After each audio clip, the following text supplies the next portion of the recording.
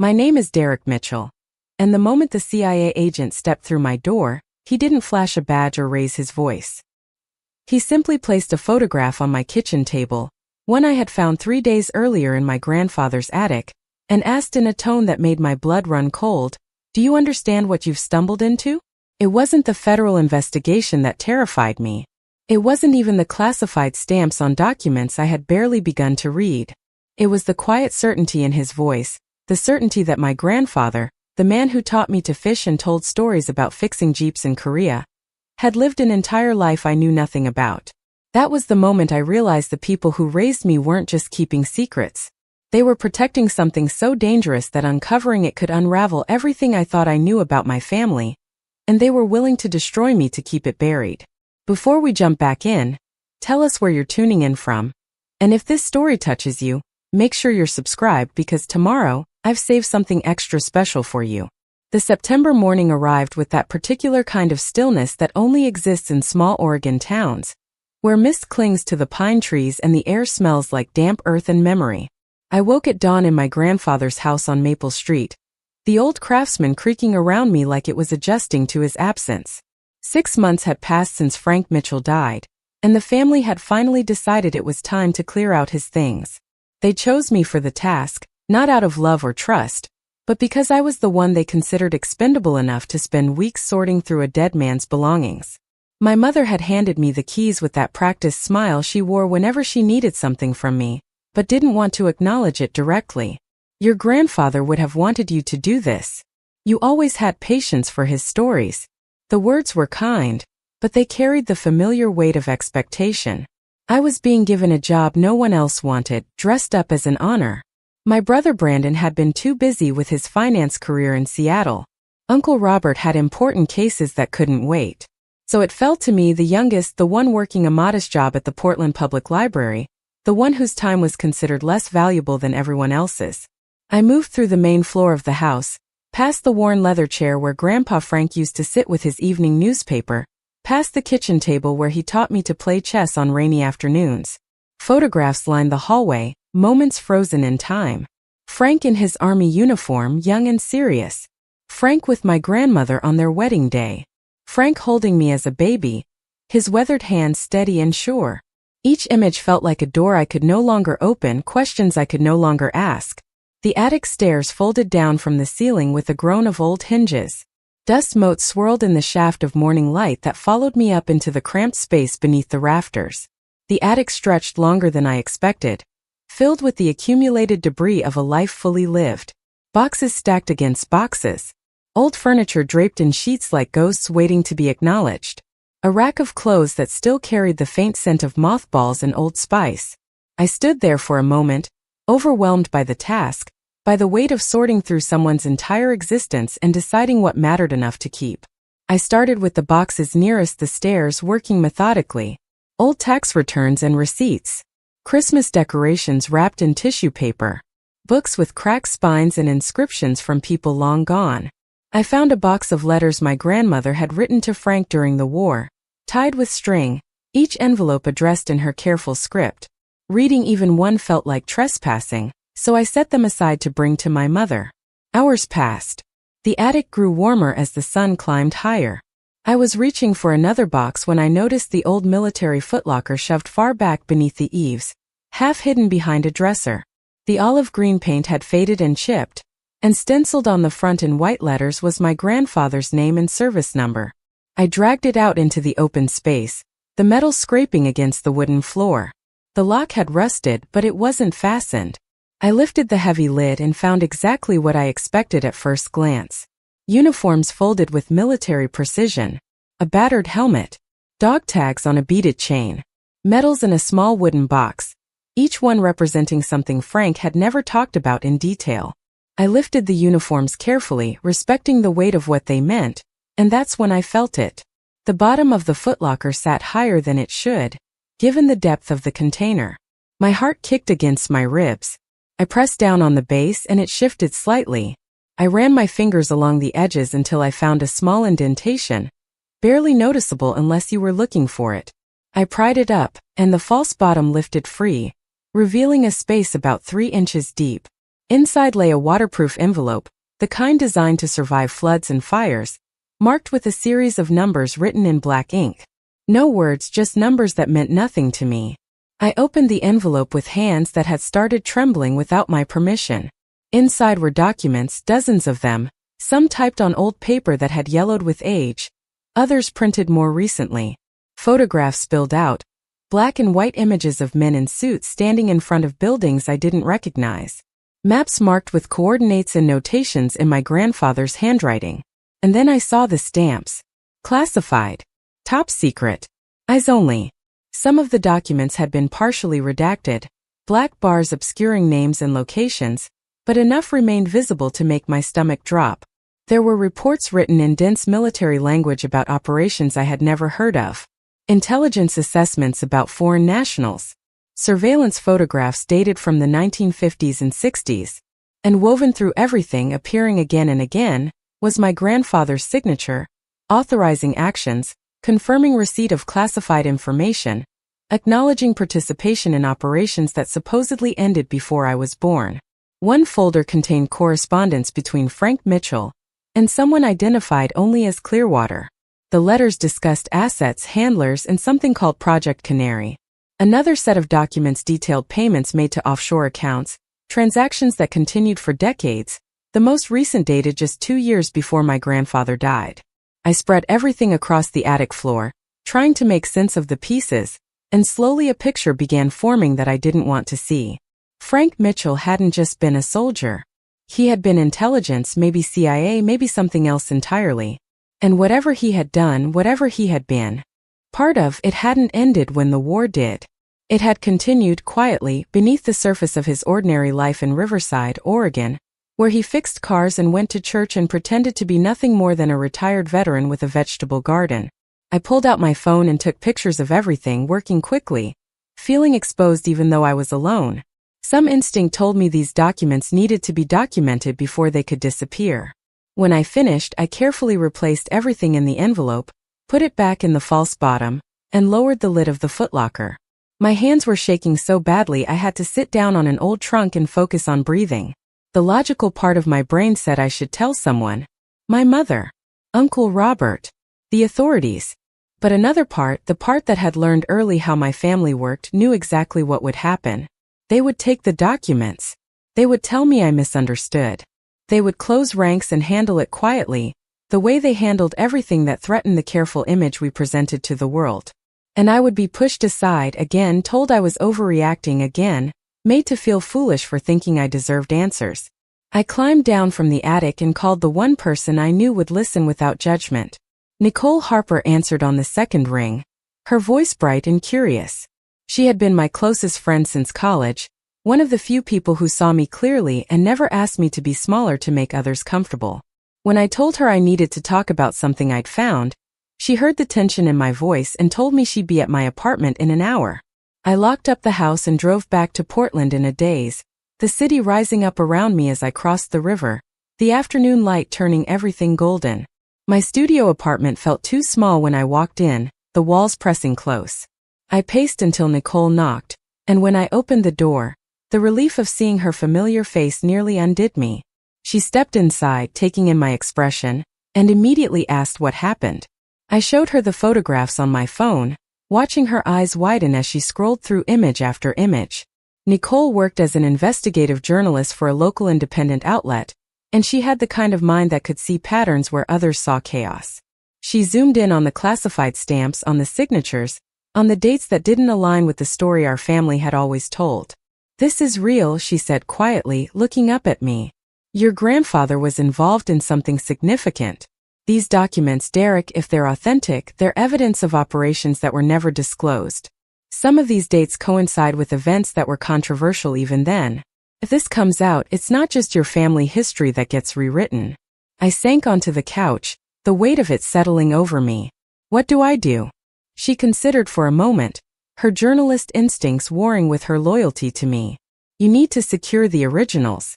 Make copies." Preparing and narrating this story took us a lot of time, so if you are enjoying it, subscribe to our channel. It means a lot to us. Now back to the story.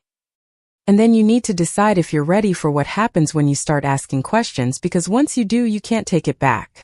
I spent that evening making copies of everything, scanning documents, uploading files to secure cloud storage, preparing for the possibility that the originals might vanish.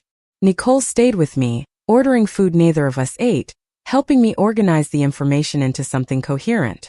By the time she left, the sun had set, and my apartment felt like a bunker, a place I was fortifying against an enemy I couldn't yet see. The next morning I called my mother. I kept my voice steady, casual, as I told her I had found some interesting things in the attic and wanted to talk to the family about them. There was a pause just a beat too long before she asked what kind of things. Old documents, I said. Military records. She told me to bring them to Sunday dinner. The whole family would be there. We could look at them together.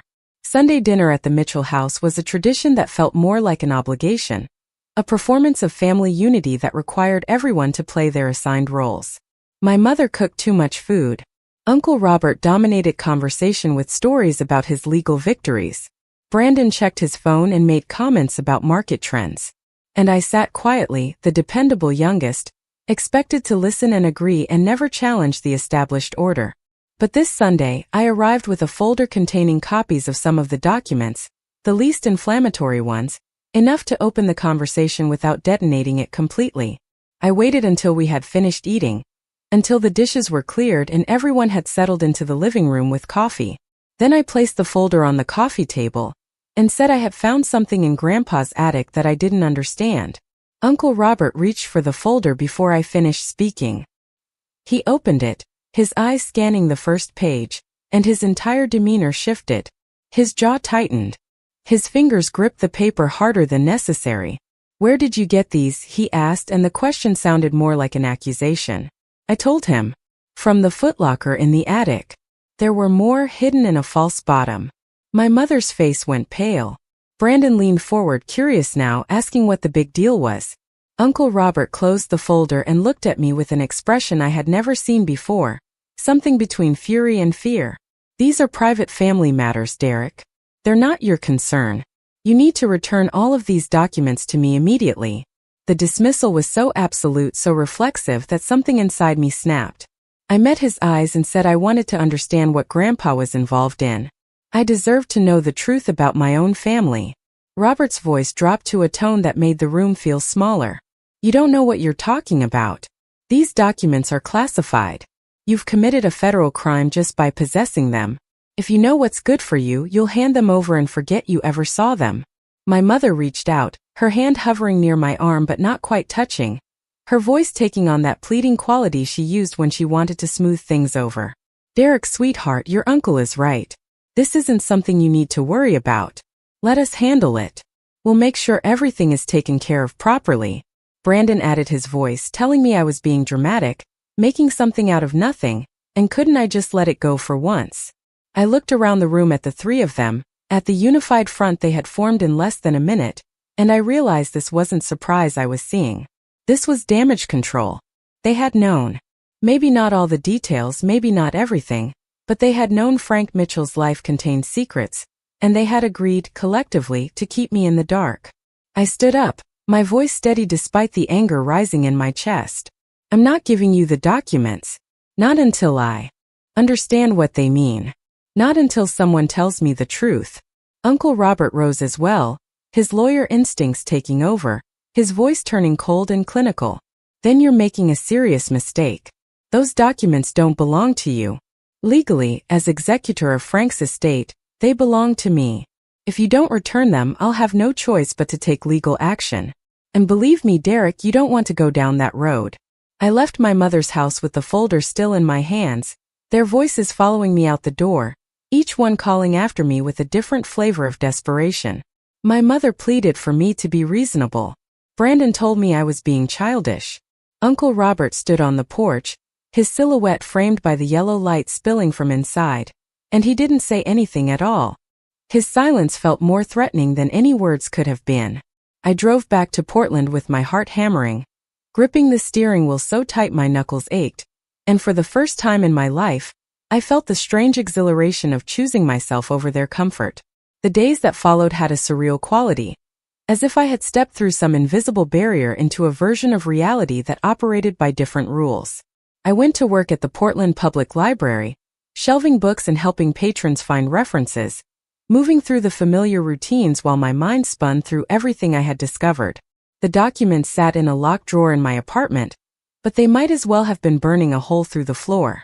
I couldn't stop thinking about them, couldn't stop seeing my grandfather's signature on papers that described operations with names like Nightfall and Broken Arrow.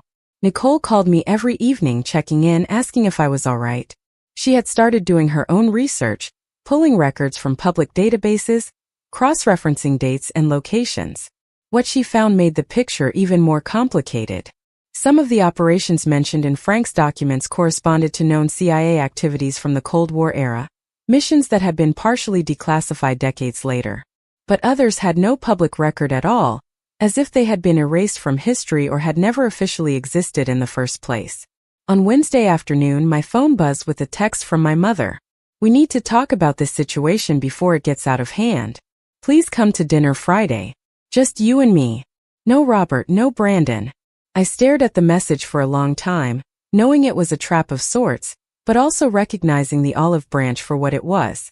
My mother had always been the mediator, the one who tried to keep peace even when peace required someone to sacrifice their needs. I texted back that I would come, but I wasn't bringing the documents. Friday evening arrived with rain, the kind of steady Pacific Northwest downpour that turns the world gray and soft. I drove to Riverside, windshield wipers beating a rhythm that matched my anxiety, and pulled up to my childhood home just as the streetlights flickered on. My mother opened the door before I could knock, her face drawn with worry, and ushered me inside with an urgency that made me wary. The house smelled like pot roast, comfort food designed to soften resistance. She had set the table for two, candles lit, everything arranged to create an atmosphere of intimacy and trust. We sat down and she served the food with hands that trembled slightly, and I realized she was genuinely frightened. Not of me, but of something larger, something she had been carrying alone. We ate in silence for a few minutes before she finally spoke. "Your grandfather made me promise never to talk about certain parts of his life. He said it was for our protection, that some things were better left buried." I thought he was being dramatic, you know how he could be, always with his military stories and his sense of duty. But after he died, Robert found some papers in Frank's safe deposit box, and that's when I understood he hadn't been exaggerating. I set down my fork, my appetite gone. "What kind of papers?" She looked away, focusing on something beyond the window where rain streaked down the glass. Letters from government officials. Agreements signed under classifications I didn't understand. Instructions for what to do if certain people ever came asking questions. Robert told me we needed to control the information to protect the family from blowback. He said if Frank's activities became public, it could destroy all of us. The word destroy hung in the air between us, heavy and deliberate. I leaned forward, keeping my voice gentle but firm. "Mom, I'm not trying to hurt anyone. I just want to understand what Grandpa was involved in. Don't I have a right to know the truth about my own family?" Her eyes filled with tears, and she reached across the table to grasp my hand. "Of course you do, sweetheart. But you have to understand, this isn't just about truth. This is about survival. Your uncle has already made calls. He has connections, people who can make problems disappear.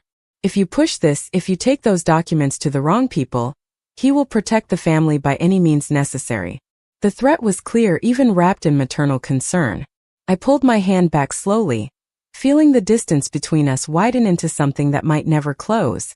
"Are you telling me Uncle Robert would hurt me?" She shook her head quickly, desperately. No, nothing like that. But he could make your life very difficult. Legal troubles, employment issues, things that seem coincidental but aren't. He's done it before, Derek. To people outside the family who knew too much. I sat back in my chair, the pieces clicking into place with sickening clarity. "How long have you known he does things like that?" She didn't answer, which was answer enough. The pot roast congealed on our plates. The candles burned lower. And I realized my mother had invited me here not to reconcile, but to deliver a warning dressed as love. She wanted me to understand the cost of defiance, to scare me back into compliance before Robert took more direct action. I stood up, my chair scraping against the floor. "I need to go." She rose as well, panic flashing across her face. Derek, please. Just give Robert the documents. Tell him you made copies but you'll destroy them. We can make this go away. We can go back to how things were. I looked at her, this woman who had raised me, who had taught me to be kind and thoughtful and considerate of others, and I saw clearly for the first time that she had also taught me to disappear when my presence became inconvenient. I can't go back, I said quietly. I don't think I want to anymore. I walked out into the rain and she didn't follow. The weekend passed in a haze of indecision and anxiety. I knew I was standing at a crossroads, and every path forward led somewhere I couldn't fully see. I could give in, hand over the documents, accept whatever sanitized version of the truth my family decided to feed me. I could ignore the whole thing, put the footlocker back in the attic and pretend I had never looked inside. Or I could do what every instinct told me was dangerous but necessary. I could take the documents to someone outside the family, someone with the authority and obligation to investigate. Nicole came over on Sunday morning with coffee and bagels and a determined expression. She sat across from me at my small kitchen table and pulled out her laptop. I've been thinking about your options. If you want answers, real answers, you need to contact the authorities. Not local police. They won't have jurisdiction over classified materials. You need to reach out to the federal government directly. The idea terrified me, but she was right. I had spent days agonizing over what to do, paralyzed by the weight of the decision, but the truth was there had only ever been one real choice. I couldn't unknow what I had learned.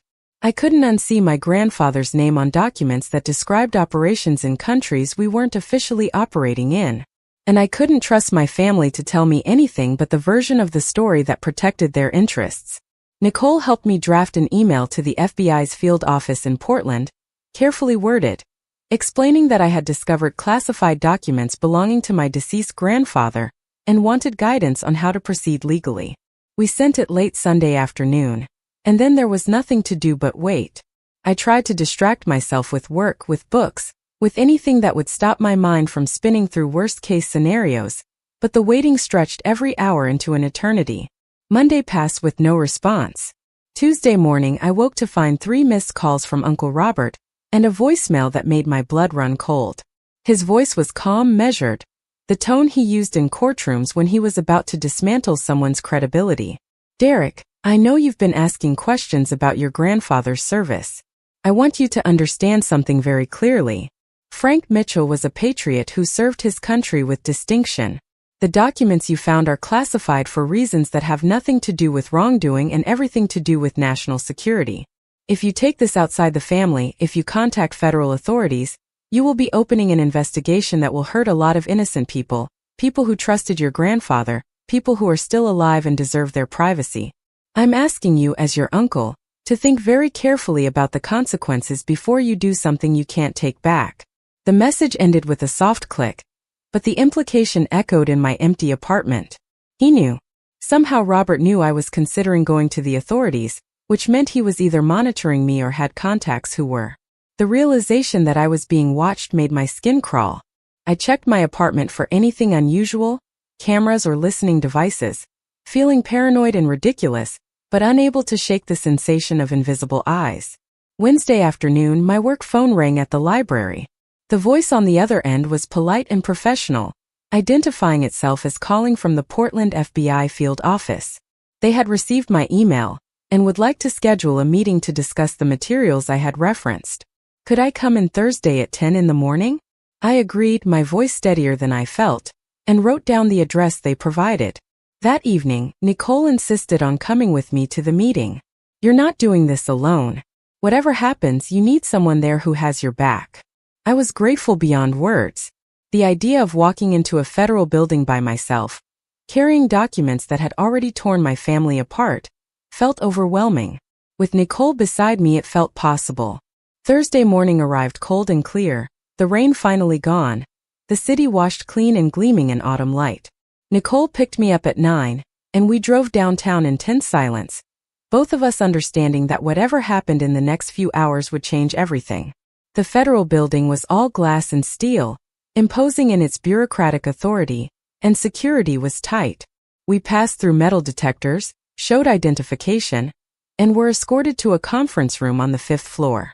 Two agents waited for us, a man and a woman, both dressed in dark suits that seemed designed to project competence without personality. They introduced themselves as Agent Wilson and Agent Torres, thanked us for coming, and gestured for us to sit. The room was windowless, the walls a neutral beige, the table a cheap laminate surface that had seen countless interrogations and interviews. A recorder sat in the center, its small red light already glowing. Agent Wilson folded his hands on the table and looked at me with eyes that revealed nothing. Mr. Mitchell, you indicated in your email that you found classified documents belonging to your grandfather, Frank Mitchell. Before we proceed, I need to make sure you understand the seriousness of possessing classified materials without proper clearance. I nodded, my throat dry. I understand.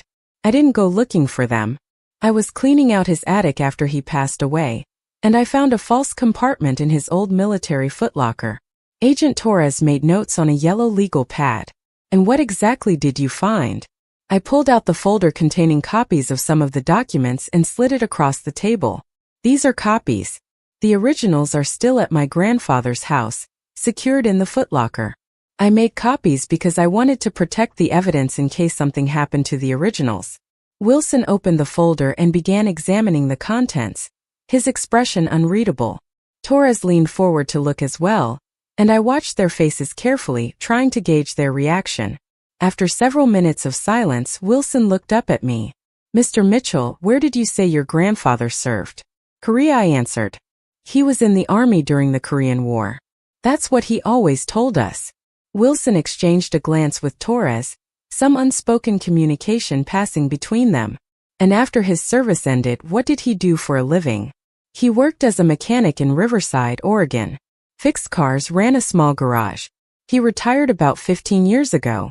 Wilson tapped one of the documents, a report dated 1967, years after the Korean War had ended. These documents suggest your grandfather remained active in intelligence operations well beyond his official military service.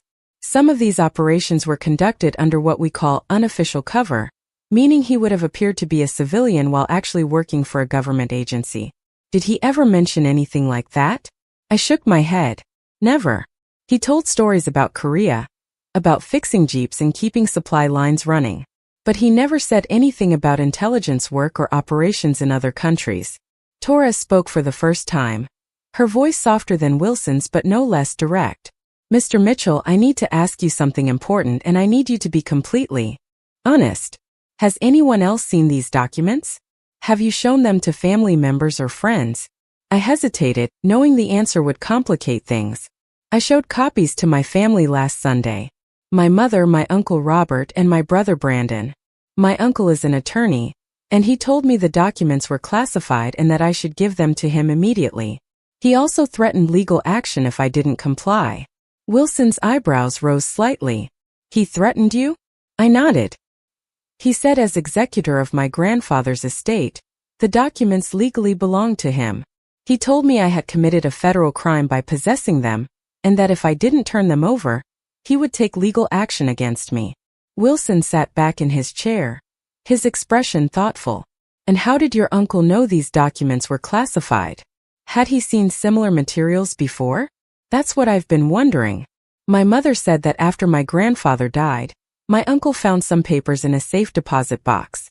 She implied that Robert knew about my grandfather's classified work before I found anything in the attic. Torres stopped writing and looked at Wilson again, that silent communication happening once more. Wilson turned his attention back to me. Mr. Mitchell, I'm going to be direct with you. Based on what you've shown us, your grandfather was likely involved in intelligence operations that remain classified. Some of these documents reference programs that have never been publicly acknowledged. The fact that your uncle knew about this work and attempted to retrieve the documents before we became involved is concerning. It suggests he may have been aware of ongoing security issues related to your grandfather's activities. The weight of what he was saying settled over me like a physical thing. Are you telling me my uncle is involved in whatever my grandfather was doing? Wilson chose his words carefully. I'm telling you that we need to investigate further. We'll need to take custody of the original documents. We'll also need to interview your family members, starting with your uncle. And Mr. Mitchell, I need you to understand that from this moment forward, you may be in danger. If your grandfather's work involves sensitive operations, and if there are people who want to keep that work hidden, your decision to come forward may have made you a target. The room suddenly felt colder. Nicole's hand found mine under the table, squeezing tight. Wilson continued, his tone gentler now. We're going to provide you with a contact number.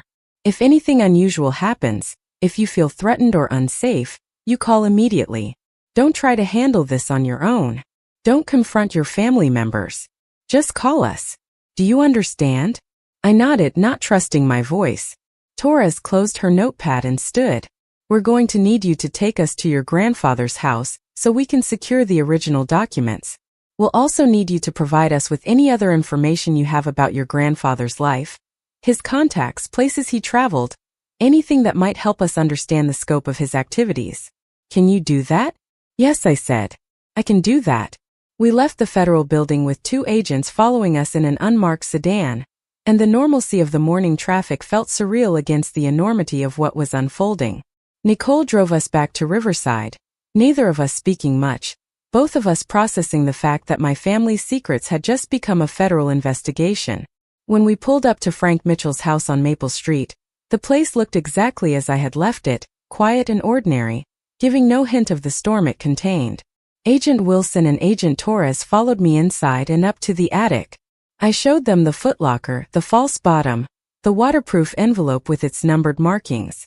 Wilson pulled on latex gloves before removing the documents, handling each page with the kind of care that confirmed their significance. Torres photographed everything, documenting the scene as if it were a crime scene, which perhaps it was. They spent nearly 2 hours going through the attic, searching for additional hidden compartments, checking inside old boxes and beneath floorboards. They found 2 more envelopes, these ones hidden inside hollowed-out books on a shelf I hadn't examined closely. More documents, more photographs, more evidence of a life lived in shadows. When they finished, they sealed everything in evidence bags and loaded it into their vehicle.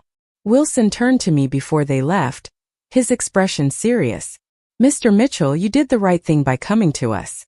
I know this isn't easy, exposing your family's secrets. But if your grandfather was involved in illegal activities, or if classified information has been compromised, we need to know. The investigation will take time, possibly months.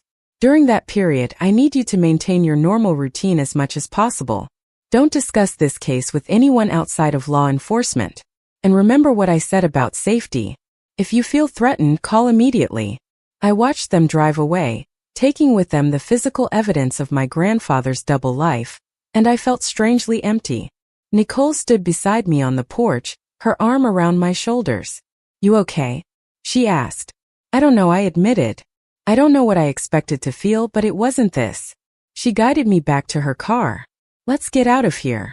You can stay at my place tonight. You shouldn't be alone. We drove back to Portland as the afternoon light faded, and I watched Riverside disappear in the rearview mirror, the small town where I had grown up, where my grandfather had lived his cover story so convincingly that even his own family had believed it. Somewhere in that town, Uncle Robert was probably getting a phone call from contacts telling him that federal agents had just left Frank Mitchell's house with boxes of evidence. Somewhere, my mother was probably worrying about what I had done. And somewhere, my brother was probably calculating how this would affect his reputation. But for the first time in days, I felt like I had done something true, something that aligned with who I wanted to be rather than who my family needed me to be. The fear was still there, coiled tight in my chest. The uncertainty about what would happen next was overwhelming. But beneath it all was a strange sense of relief, the relief of finally choosing honesty over comfortable lies.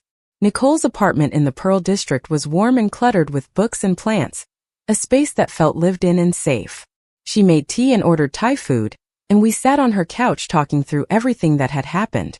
She told me she was proud of me, that what I had done took real courage. I wasn't sure about courage. It felt more like I had simply reached a point where staying silent hurt more than speaking up. My phone buzzed around 8 in the evening. A text from my mother. Please tell me you didn't go to the FBI. I stared at the message for a long time before responding. I had to, Mom. I couldn't keep this secret. Her response came quickly, filled with typos that revealed her panic. Robert is furious. He says you've destroyed everything. He says there will be consequences. I showed the message to Nicole and she shook her head. That's intimidation. You should forward that to Agent Wilson. I did, screenshotting the conversation and emailing it to the address Wilson had provided. Another text arrived, this one from Brandon. Dad would be ashamed of what you've done. The word stung more than I expected, even though I had never called Frank Mitchell Dad.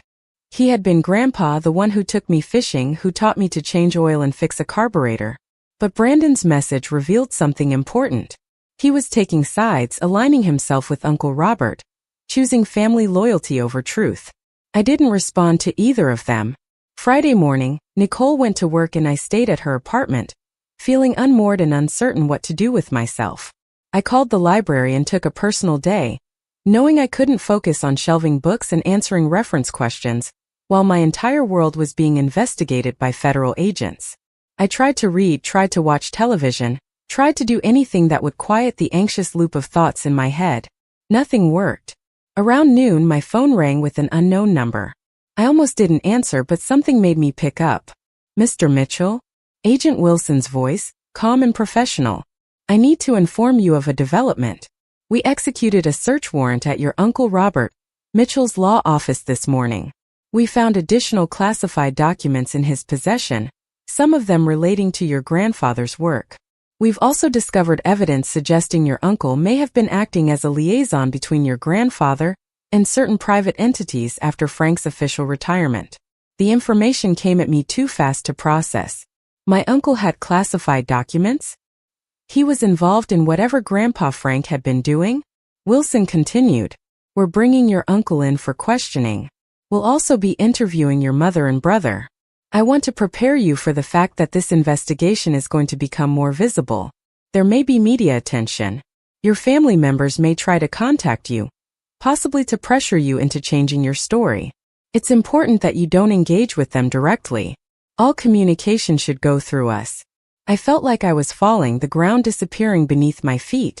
Agent Wilson, what exactly was my grandfather involved in? There was a pause, the sound of papers shuffling. I can't give you details while the investigation is active, but I can tell you this much. Your grandfather was recruited by the CIA in the early 1950s. He worked as an intelligence officer under various covers for nearly 4 decades. Some of his operations were sanctioned. Others appear to have crossed legal boundaries. After his official retirement, he continued working through private channels, possibly selling information or facilitating activities that violated federal law. Your uncle seems to have been aware of at least some of this and may have been helping to conceal evidence or maintain connections that your grandfather established. The reality of it crashed over me in waves. My grandfather, the man who had seemed so ordinary, so devoted to his family and his small-town life, had been living a lie for 40 years. And my uncle, the successful attorney everyone respected, had been complicit in covering it up. How many people knew? How deep did the deception go? Agent Wilson's voice brought me back to the present. Mr. Mitchell, are you still there? Yes, I managed. I'm here. Good. Remember what I told you about safety. We have reason to believe your uncle may have contacts who won't be happy about this investigation coming to light. Stay vigilant. Stay with your friend. And call me if anything feels wrong. The afternoon stretched into evening, and I sat in Nicole's apartment watching the light change across the hardwood floors, unable to shake the feeling that I had set something catastrophic in motion. My phone remained silent after Agent Wilson's call, which somehow felt worse than if it had been ringing constantly. The quiet meant things were happening beyond my awareness. Investigations unfolding, questions being asked, my family members sitting in federal interview rooms trying to explain the unexplainable. Nicole came home around 6 carrying groceries and a determined expression that told me she had been thinking about my situation all day. She made dinner while I sat at the kitchen counter, grateful for the normalcy of watching someone chop vegetables and stir pasta sauce. Even though my appetite had disappeared somewhere around the moment I learned my uncle was being questioned by federal agents. We ate in her small dining nook, and she told me about her day at the newsroom, the story she was working on, the petty office politics that usually would have made me laugh but now felt like transmissions from another universe. After dinner, she opened her laptop and showed me what she had been researching during her lunch break. I've been digging into your grandfather's timeline. According to public records, Frank Mitchell was discharged from the Army in 1953 after serving in Korea. He returned to Oregon and married your grandmother in '54. But look at this. She pulled up a database of property records. Your grandparents didn't buy their house in Riverside until 1958. So where were they living for those 4 years? And look at this, during that same period, there are travel records showing Frank Mitchell entering and exiting the country multiple times, destinations including Germany, Turkey, and the Philippines. I leaned closer to the screen, reading the dates and locations. My grandmother never mentioned living anywhere but Riverside. She died when I was 12, but I remember her talking about that house like they had always been there, like it was the only home she had ever known. Nicole clicked through more records. There are gaps, Derek. Whole years where there's no clear documentation of where they were or what they were doing. That's consistent with someone living undercover, moving frequently, maintaining a false identity. And then suddenly in '58, they appear in Riverside with a conventional life, a house, a business, everything perfectly ordinary. The picture she was painting made my grandfather's double life feel even more calculated. It wasn't just that he had secrets. It was that every detail of his visible existence had been constructed deliberately to hide the truth. The mechanic shop, the church attendance, the community involvement, all of it carefully maintained camouflage. How much of his relationship with my grandmother had been real? Had she known what he was? Had their entire marriage been part of his cover? Nicole must have seen the questions in my face because she reached across the table and took my hand. I know this is overwhelming. I know you're probably questioning everything you thought you knew about your family. But Derek, you can't blame yourself for any of this. You didn't create these lies. You just found them. There's a difference. Her words helped, but they couldn't erase the sense of betrayal that had settled into my bones. I had loved my grandfather. I had trusted him completely. And now every memory felt tainted. Every fishing trip and chess game shadowed by the knowledge that he had been hiding his true self from me the entire time. Saturday morning arrived with fog rolling in from the river, turning the city soft and indistinct. I woke early on Nicole's couch where I had insisted on sleeping, not wanting to take over her bedroom, and lay there listening to the muffled sounds of Portland waking up around me. My phone showed 7 missed calls from my mother and 3 from Brandon, but no voicemails. They were trying to reach me but apparently had nothing they wanted to say on record. I made coffee and was standing at Nicole's kitchen window watching the fog drift between buildings when my phone finally rang with a number I recognized. Agent Wilson. I answered immediately, my heart already accelerating. Mr. Mitchell, we've completed initial interviews with your family members. I need to brief you on what we've learned. Can you come to the field office this morning? I told him I could be there within the hour. Nicole drove me downtown again, the route already becoming familiar in a way that felt surreal. How had my life become a series of trips to federal buildings and conversations with agents investigating my own family? We parked in the garage beneath the building, and I rode the elevator to the 5th floor with my stomach churning. Agent Wilson met me in the lobby and led me back to the same conference room where this had all begun just 2 days earlier. He laid out a folder on the table between us, and I recognized copies of some of the documents I had found in my grandfather's attic. Your Uncle Robert was cooperative once he understood we already had significant evidence. He's provided a statement detailing his involvement with your grandfather's activities. Wilson opened the folder and showed me a typed transcript. According to Robert, your grandfather approached him in 2008, right around the time of the financial crisis. Frank told him that he had established certain financial arrangements during his intelligence career, offshore accounts and trusts that contained significant funds. He needed legal assistance to access and manage those funds without drawing attention from federal authorities. I stared at the transcript, trying to absorb the implications. So Uncle Robert was helping Grandpa Frank move money? Wilson nodded. More than that. Your grandfather had maintained relationships with former intelligence contacts, some of whom had gone into private sector work, security consulting, corporate intelligence, that kind of thing. Frank was brokering information and connections between these individuals and clients who were willing to pay for access to intelligence networks. Robert was handling the legal structures that made it look legitimate: shell corporations, consulting agreements, things that appeared above board but were actually facilitating the transfer of classified information. The scope of it was staggering. This wasn't just an old spy keeping souvenirs from his career. This was an ongoing criminal enterprise that had continued for years after Frank's supposed retirement, And my uncle had been an active participant. What about my mother and brother? Did they know? Wilson's expression softened slightly. Your mother claims she knew your grandfather had done intelligence work, but insists she wasn't aware of any illegal activities. She says Robert told her to never ask questions about Frank's finances or business relationships. As for your brother, he appears to have been genuinely ignorant of the details. He knew Robert and Frank had some kind of business arrangement, but he thought it was related to your grandfather's military pension and estate planning.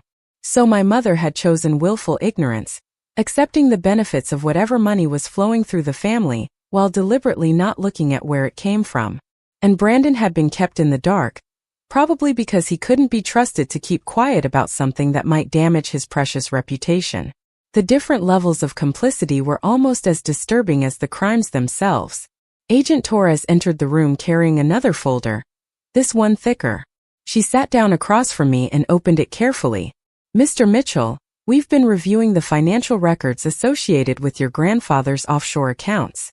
There are transactions dating back to the 1970s, payments from entities we've identified as front companies for foreign intelligence services. Your grandfather was selling information to multiple buyers over several decades. Some of that information was classified intelligence he obtained during his CIA career. Other information appears to have been collected through surveillance and espionage activities he conducted independently after his official retirement. The word espionage hung in the air like something physical. My grandfather hadn't just been keeping secrets or bending rules. He had been actively spying, selling American intelligence to foreign powers, betraying the country he had supposedly served. The magnitude of his betrayal made me feel sick. Torres continued, her voice steady and professional. We've also found evidence that some of the operations your grandfather facilitated resulted in harm to active intelligence officers. In 1983, a CIA operation in Eastern Europe was compromised, resulting in the death of 2 American officers. We have reason to believe the compromise originated with information your grandfather sold to a Soviet contact. The room tilted. I gripped the edge of the table trying to process what she was telling me. My grandfather had gotten people killed? People who were working for the same agency he had once served? Wilson leaned forward, his voice gentle. I know this is difficult to hear, but you need to understand the full scope of what we're dealing with. Your grandfather's activities weren't just white-collar crimes or technical violations of classification rules. People died because of what he did.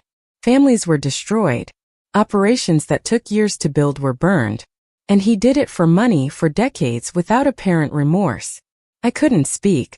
My throat had closed up, and my eyes burned with tears I refused to let fall. The man who had taught me to fish, who had sat with me in companionable silence on his front porch, who had seemed so gentle and kind, had been responsible for the deaths of American intelligence officers. How was that possible? How could someone contain that much darkness while presenting such an ordinary, decent face to the world? Torres pushed a box of tissues across the table. I know you loved him. That doesn't change just because you've learned the truth about what he did. But Mr. Mitchell, you need to understand that coming forward with these documents may have prevented further damage. We believe your grandfather was still active up until the time of his death. If you hadn't found those documents, if you hadn't brought them to us, his network might have continued operating through your uncle and others. The idea that I had stopped something, that my accidental discovery and decision to report it had actually mattered, provided a small measure of comfort in the midst of overwhelming grief. Wilson closed the folder in front of him. We're going to need you to provide a formal statement for the record. We'll also need you to testify before a grand jury when we move forward with charges against your uncle. Are you prepared to do that? I nodded, still not trusting my voice. Yes, whatever you need. The formal statement took most of the afternoon. I sat in a different conference room with a stenographer recording every word while Agent Wilson walked me through the timeline of discovering the documents, my family's reaction, and everything I could remember about my grandfather's behavior that might be relevant to the investigation. I told them about the trips Frank used to take when I was young, disappearing for weeks at a time with vague explanations about visiting old military friends. I described the secure phone line he had in his garage office, the one he told us was for his mechanic business but that he always answered in a voice different from his normal tone. Small details I had never questioned as a child now revealed themselves as operational security measures. The way he never discussed his past in any specific detail. The way he discouraged family members from talking about him to outsiders. The way he had separate post office boxes for different kinds of mail. Every quirk and eccentricity I had attributed to an old man's habits had actually been the careful behavior of someone living a covert life. When the statement was finally complete, Wilson walked me out to the lobby where Nicole was waiting, having spent the afternoon working on her laptop in the building's cafe. She stood when she saw me, reading my exhausted expression, and put her arm around my shoulders without asking questions. Wilson handed me a card with multiple contact numbers. Call anytime, day or night. We've assigned a protective detail to keep an eye on your movements for the next few weeks, just as a precaution. You won't see them, but they'll be there. If you notice anyone following you or approaching you about your grandfather, contact us immediately. The idea that I needed protection, that there were people who might want to hurt me because of what I had uncovered, made the whole situation feel even more surreal. Nicole guided me out to her car, and we drove back to her apartment in silence. The city was transitioning into evening, lights beginning to glow in windows, people heading home from work or out to dinner, everyone moving through their normal lives while mine had fractured into something unrecognizable. That night I couldn't sleep. I lay on Nicole's couch staring at the ceiling, my mind replaying every interaction I had ever had with my grandfather, reinterpreting everything through the lens of what I now knew. The pride in his eyes when I graduated high school, was that real, or was I just another element of his cover story? The stories he told about Korea, how much was true and how much was misdirection? The advice he had given me over the years about integrity and honesty, had he seen the irony or had he genuinely believed he was teaching me something valuable while living a lie himself? Sunday morning I finally gave in and checked the voicemails my mother and Brandon had left. My mother's voice was strained, breaking in places. Derek, please call me back.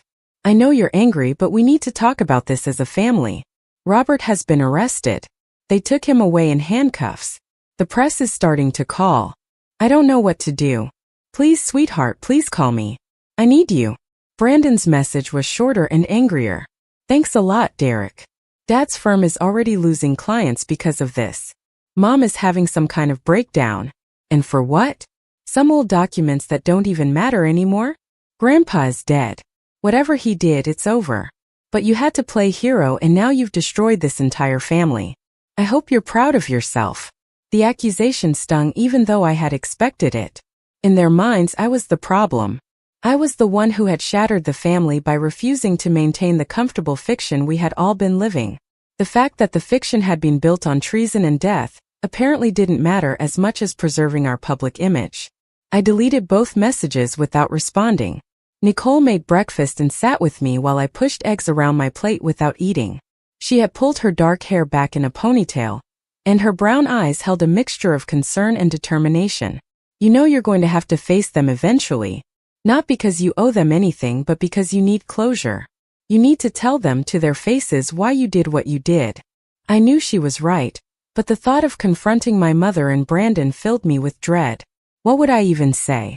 How do you explain to people who chose comfortable lies over difficult truth that you couldn't make the same choice? The decision was taken out of my hands Monday morning, when my mother showed up at Nicole's apartment building. The buzzer rang at 7:30, startling both of us, and Nicole went to the intercom. A woman's voice tight with desperation. I need to see Derek. Please. It's his mother. Nicole looked at me, eyebrows raised in question. I nodded, resigned. Let her up. My mother looked like she had aged a decade in the 4 days since I had last seen her. Her hair was uncombed, her face bare of the makeup she usually wore, her clothes wrinkled as if she had slept in them. She stood in the doorway of Nicole's apartment, and when she saw me, something in her face crumpled. How could you do this to us? Not even hello. Not any acknowledgement of the gravity of what had been revealed. Just immediate accusation wrapped in maternal hurt. I stood up from the couch, forcing myself to meet her eyes. How could I do this? Mom, did you hear what the FBI told you? Grandpa Frank was selling classified information. He got people killed. And Uncle Robert was helping him hide it. How could I not report that? She stepped into the apartment, her hands twisting together. He was your grandfather. He loved you.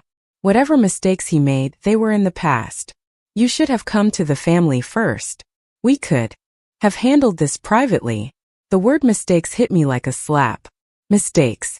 As if treason and espionage and getting intelligence officers killed were equivalent to forgetting someone's birthday or bouncing a check. I felt anger rising in my chest, hot and clarifying. These weren't mistakes, Mom. This was a choice he made over and over for decades. And you knew. Maybe not all the details, but you knew enough to understand something wasn't right, and you chose not to ask questions because it was easier. She flinched as if I had struck her. I was trying to protect this family. I was trying to keep us together. That's what mothers do. They protect their children. And I failed.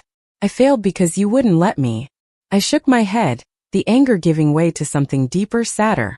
You didn't fail because of me. You failed because you protected the wrong things. You protected secrets and lies and Uncle Robert's involvement in criminal activity. But you didn't protect me. When I found those documents, when I needed guidance about what to do, you didn't help me make an ethical decision. You just wanted me to make the convenient one. Nicole had quietly moved to the kitchen, giving us space but staying close enough to intervene if needed. My mother sank onto the couch, her face in her hands. Robert is going to prison. They're saying he could get 20 years. And they're investigating Frank's estate. They might seize everything, the house, the accounts, all of it. What am I supposed to do? How am I supposed to survive this? The questions were genuine, her fear real, but I couldn't summon the sympathy she was asking for. You'll survive it the same way everyone else survives consequences for their choices. You'll adapt. You'll rebuild.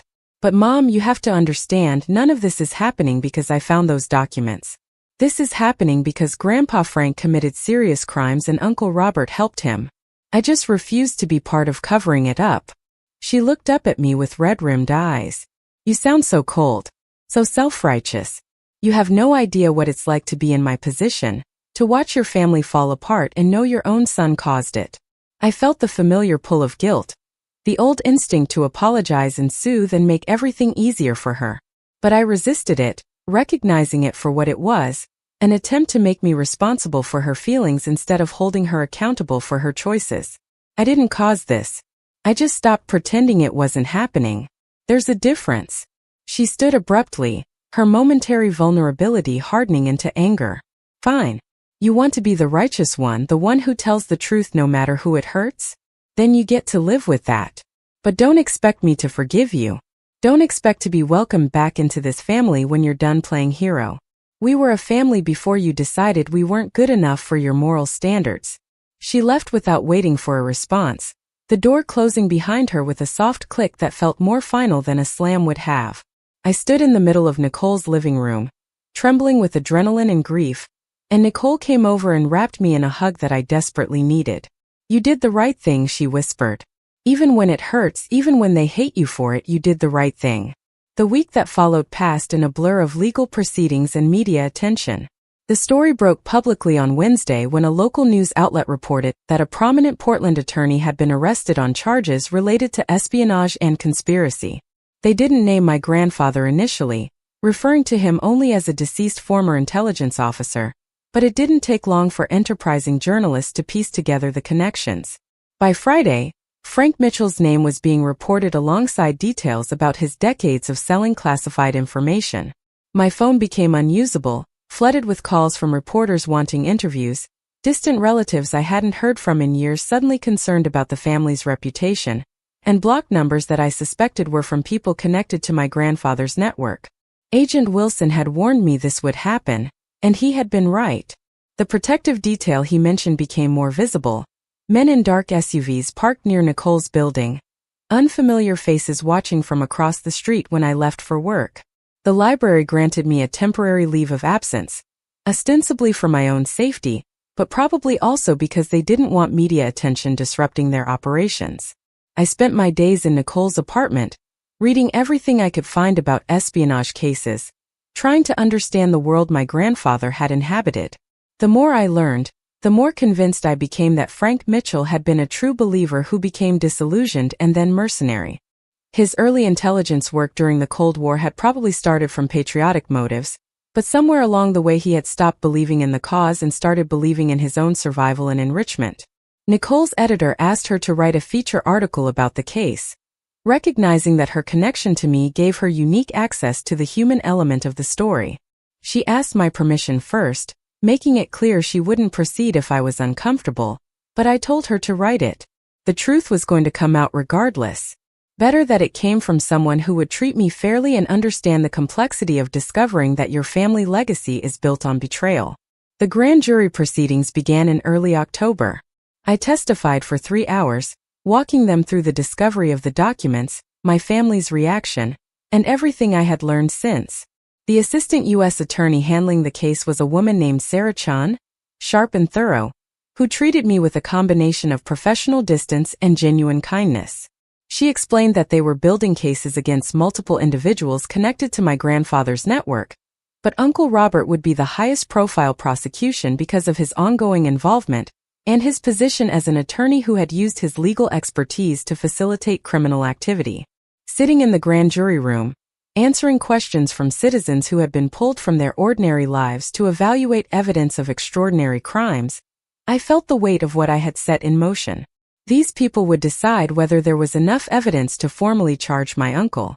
Their decision would determine whether Robert Mitchell went to trial, whether his legal career ended, whether he spent the next decades of his life in federal prison. And it had all started because I refused to put some old documents back in a footlocker and pretend I hadn't seen them. The grand jury returned an indictment within a week. Robert Mitchell was formally charged with conspiracy to commit espionage, money laundering, obstruction of justice, and multiple counts of facilitating the transmission of classified information. The indictment was unsealed on a Friday afternoon, and by evening it was leading news stories across the country. A successful attorney brought down by his father-in-law's espionage network, the justice system turning against one of its own. Brandon called me that night, his voice shaking with rage. "I hope you're satisfied. I hope destroying Robert's life makes you feel good about yourself. Dad's clients are abandoning him. His reputation is ruined. And Mom, she can barely function. She's on medication now because she can't sleep. But you don't care about any of that, do you? You got your moment of moral superiority, and that's all that matters to you." I listened to him vent, recognizing that beneath the anger was genuine pain and confusion. Brandon had built his identity around being part of a successful, respectable family. Learning that the foundation of that respectability was rotten had shattered something in him, and he needed someone to blame. I was convenient, visible, and had made the choice he couldn't understand. When he finally wound down, I spoke quietly. "I care that Mom is hurting. I care that this is hard for you. But Brandon, Uncle Robert made his own choices. He knew what Grandpa Frank was involved in and he helped anyway. That's not on me. That's on him. You want to be angry at someone? Be angry at the people who created this situation, not the person who finally told the truth about it." He hung up without responding, and I knew it would be a long time before he could see past his anger to understand my perspective. Maybe he never would. Some people need their villains to be external, need to believe that problems come from outside disruptions rather than internal rot. I had become the external disruption in Brandon's narrative, the troublemaker who had upset a stable system, and no amount of evidence about that system's corruption would change his need to blame me. The trial began in late November, just as the Pacific Northwest settled into its long gray winter. The federal courthouse in downtown Portland became the center of my universe for 6 weeks. A marble and granite building where the secrets my family had kept for decades were finally exposed to public scrutiny. I attended every day of the proceedings, sitting in the gallery behind the prosecution table, feeling the weight of Uncle Robert's stare on the back of my neck. The prosecution's case was methodical and devastating. Sarah Chan walked the jury through the timeline of Frank Mitchell's intelligence career, starting with his legitimate service in Korea and tracing his gradual transformation from patriot to traitor. She presented evidence of the offshore accounts Robert had helped establish, the shell corporations he had created to launder money, the legal opinions he had drafted that provided cover for transactions that were clearly criminal. Each piece of evidence was presented with careful precision, building a picture of sustained criminal conspiracy that lasted more than a decade. Robert's defense attorney, a silver-haired man named Marcus Brennan who had flown in from Washington, D.C. specifically for this case, tried to argue that Robert had been manipulated by his father-in-law, that he had believed Frank's activities were legitimate consulting work, that he had been kept in the dark about the true nature of the operations he was facilitating. But the prosecution had emails, recorded phone calls, and financial records that showed Robert had known exactly what he was doing. In one particularly damning email, Robert had written to Frank about the need to sanitize the documentation before a scheduled audit, language that made his awareness of criminal activity unmistakable. I was called to testify on the 8th day of the trial. Walking to the witness stand felt like moving through water, every step requiring conscious effort. The eyes of the jury and the packed gallery following my progress.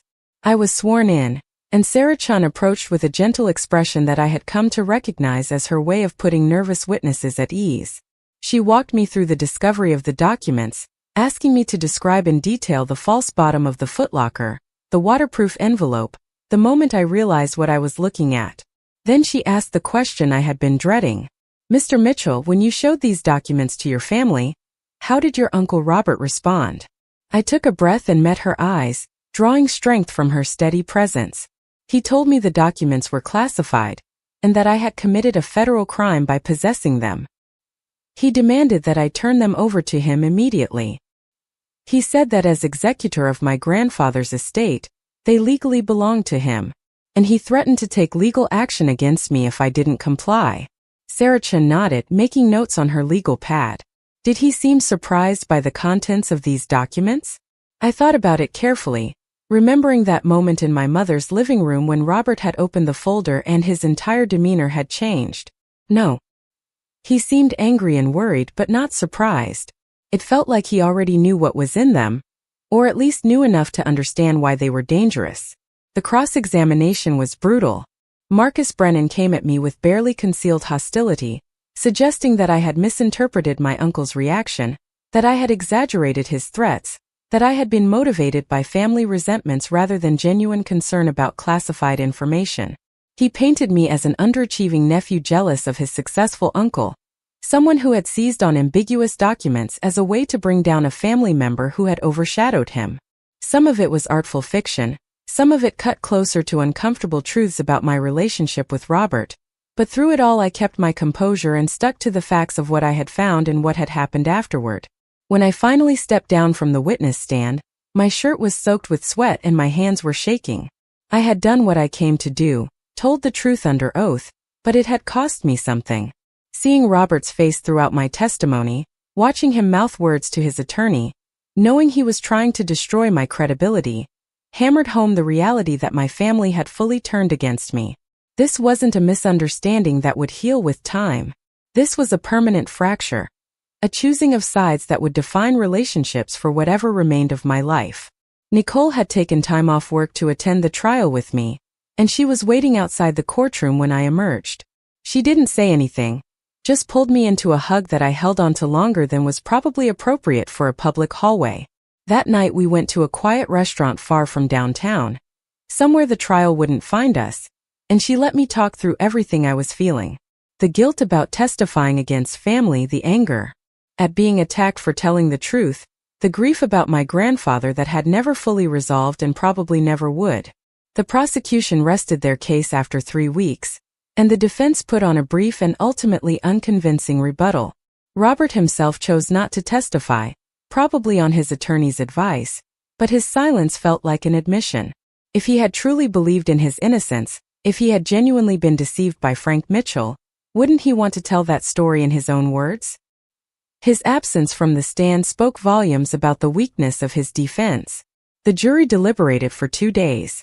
I spent that time in a coffee shop near the courthouse, unable to concentrate on anything, jumping every time my phone buzzed with an update from Sarah Chun. On the afternoon of the 2nd day, the message came. Verdict is in. They're reconvening in 30 minutes. Nicole drove me to the courthouse, and we made our way through increased security and gathered media to reach the courtroom before the jury returned. The forewoman stood when the judge asked if they had reached a verdict, and her voice was clear and certain as she read from the paper in her hands. On the count of conspiracy to commit espionage, we find the defendant guilty. On the count of money laundering, we find the defendant guilty. Count after count, the word guilty repeated with the steady rhythm of justice finally being served. I watched Robert's face as the verdict was read, And I saw the moment he understood that his life as he had known it was over. His shoulders sagged. His head dropped. Whatever defiance he had maintained throughout the trial evaporated in the face of unanimous conviction. Sentencing was scheduled for January. The prosecution was asking for 25 years based on the severity of the crimes and the damage Robert's actions had caused to national security. The defense would argue for leniency, for credit based on Robert's years of public service and charitable work, but everyone in that courtroom knew he was going to prison for a significant portion of whatever remained of his life. He was 58 years old. Even with a reduced sentence, he would likely die behind bars. I felt no satisfaction watching him led away by federal marshals. I had thought I might feel vindicated or relieved, but instead I just felt empty. This man who had been a fixture of my childhood, who had seemed so powerful and untouchable, was now just another criminal paying the price for his choices. And my family would never forgive me for the role I had played in bringing him to this point, even though that role had simply been refusing to participate in covering up his crimes. The media coverage intensified after the verdict. My name was now public record, identified in news articles as the nephew who had discovered the documents that exposed the entire network. Reporters camped outside Nicole's building, trying to get interviews, photos, anything that would feed the public appetite for this story of family betrayal and espionage. Agent Wilson arranged for me to be moved to a secure location for a few weeks, a bland apartment in a suburb I had never visited, where I could decompress away from the constant attention. It was in that anonymous apartment, surrounded by generic furniture and bare walls, that I finally allowed myself to fully grieve. Not just for my grandfather and the lies he had lived, not just for the family relationships that had been destroyed, but for the version of myself that had existed before I opened that footlocker. The Derek Mitchell who had believed in the fundamental goodness of his family, who had trusted that the people who raised him had been honest about who they were, that person was gone. In his place was someone harder, more skeptical, but also more honest about the complexity of human nature and the ways people could rationalize terrible things. Christmas came and went without any contact from my mother or Brandon. I spent the holiday with Nicole and her family, who welcomed me with the kind of uncomplicated warmth that made me realize how conditional my own family's love had been. Nicole's parents asked thoughtful questions about the trial without being invasive. Her younger sister talked about her college applications and treated me like a normal person rather than a curiosity or a villain. Around their dinner table, passing dishes and laughing at family jokes I didn't quite understand, I caught a glimpse of what family could be when it wasn't built on secrets and denial. January brought Robert's sentencing hearing. I attended, knowing it would likely be the last time I saw him outside of prison. The courtroom was less crowded than during the trial, the media having mostly moved on to other scandals, but my mother and Brandon were there, sitting on Robert's side of the gallery. They didn't look at me when I entered. They didn't acknowledge my presence in any way. I might as well have been invisible. The judge was a woman in her 60s named Margaret Hayworth, known for her measured approach to sentencing. She listened to the defense's arguments for leniency, to character witnesses who spoke about Robert's pro bono work, and his contributions to legal education. Then she listened to Sarah Chin detail the harm that Robert's actions had caused, the intelligence operations that had been compromised, the officers whose safety had been jeopardized, the ongoing damage to national security that would take years to fully assess.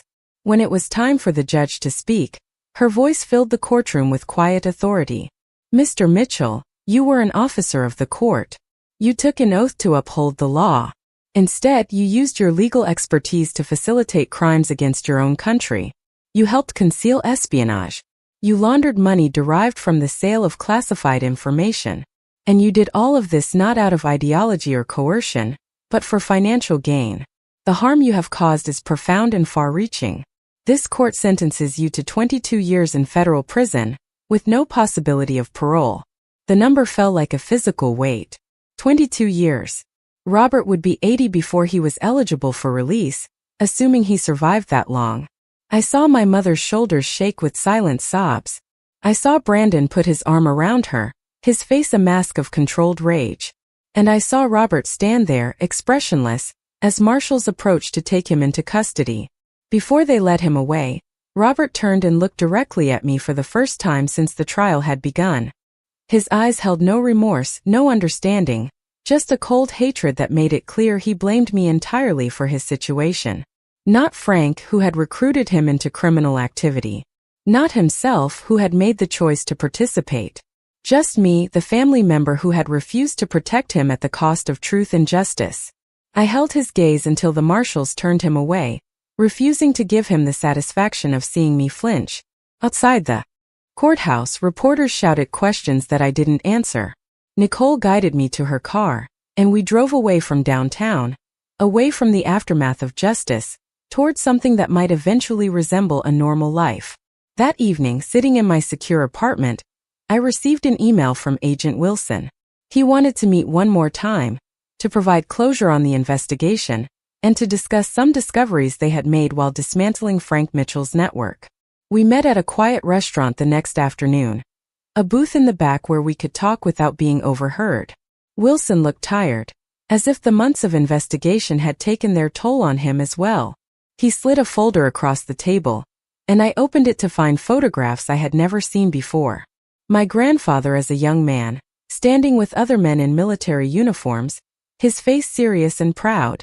A wedding photo of Frank and my grandmother, both of them impossibly young and full of hope.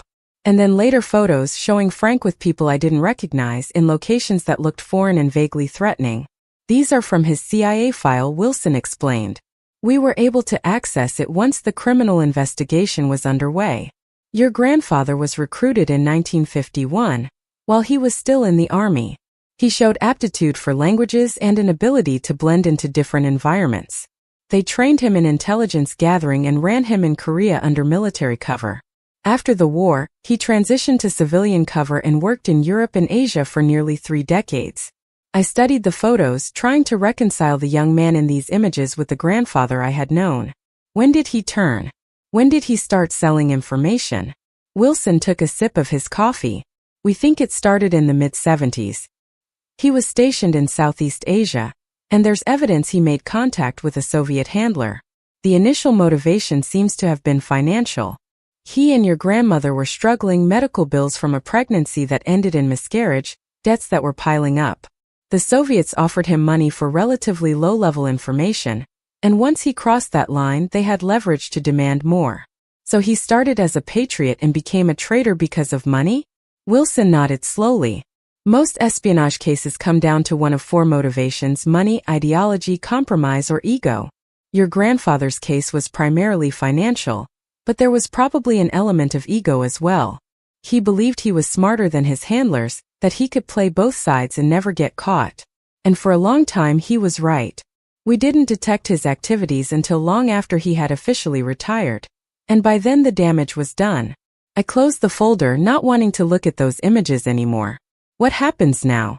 To his legacy, to the people he worked with, to all of it? Wilson leaned back in the booth. His name will be added to the list of known American intelligence officers who committed espionage.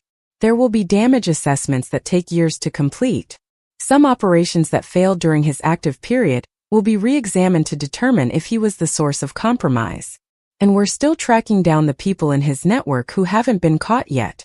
It's going to take time, but we'll dismantle what he built. The idea that my grandfather's betrayal would echo through the intelligence community for years to come was overwhelming.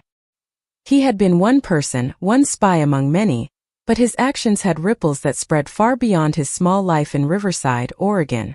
How many careers had been affected? How many operations had failed? How many people had died or been imprisoned because of information he sold? The accounting would never be complete, and I would carry that knowledge with me for the rest of my life.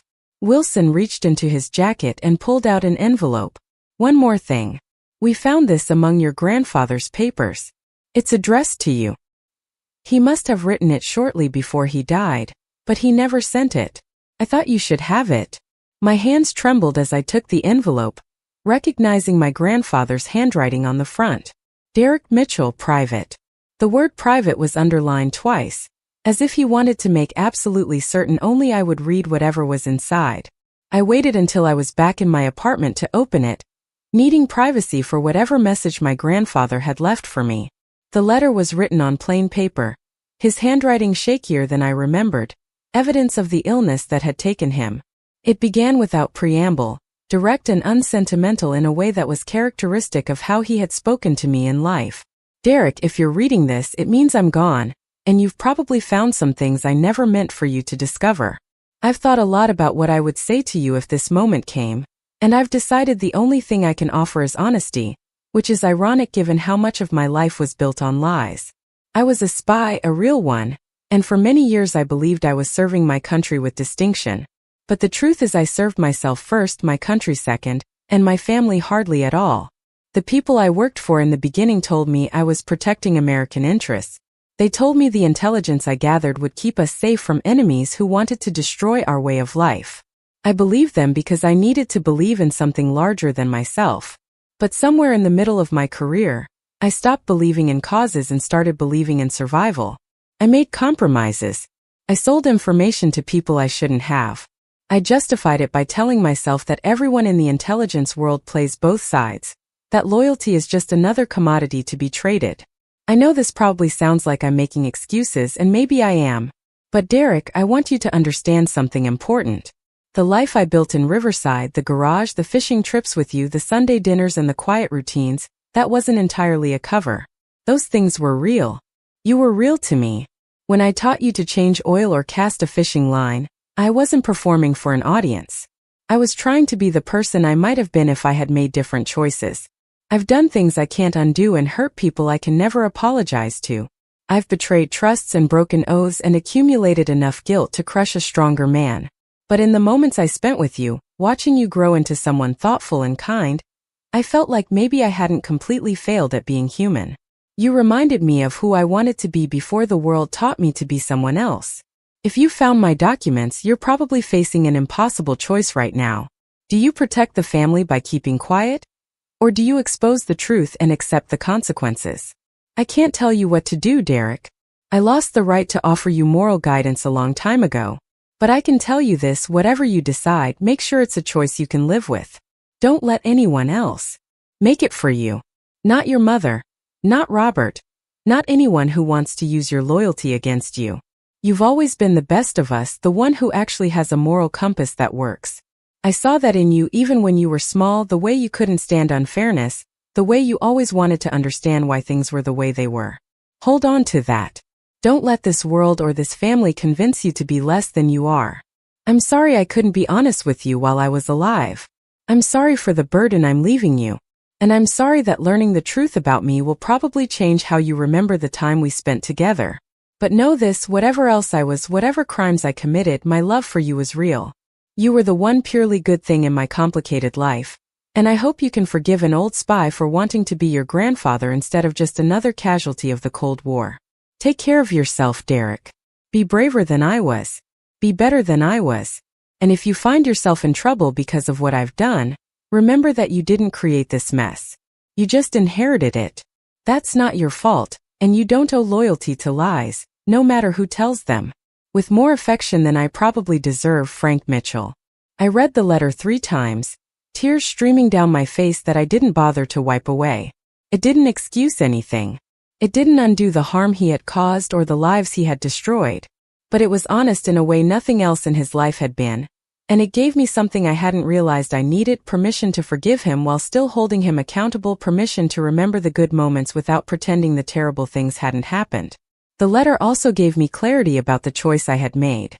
My grandfather had been right about one thing: I couldn't stand unfairness, couldn't tolerate lies even when they were comfortable.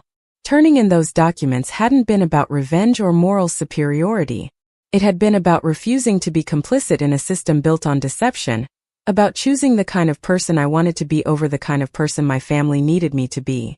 February brought the first signs of spring. Early crocuses pushing through the wet earth in Nicole's neighborhood. The days gradually lengthening into something that felt like hope. The media attention had faded, replaced by newer scandals and more immediate crises. I was able to return to work at the library, falling back into the comfortable rhythms of books and research and helping patrons find information.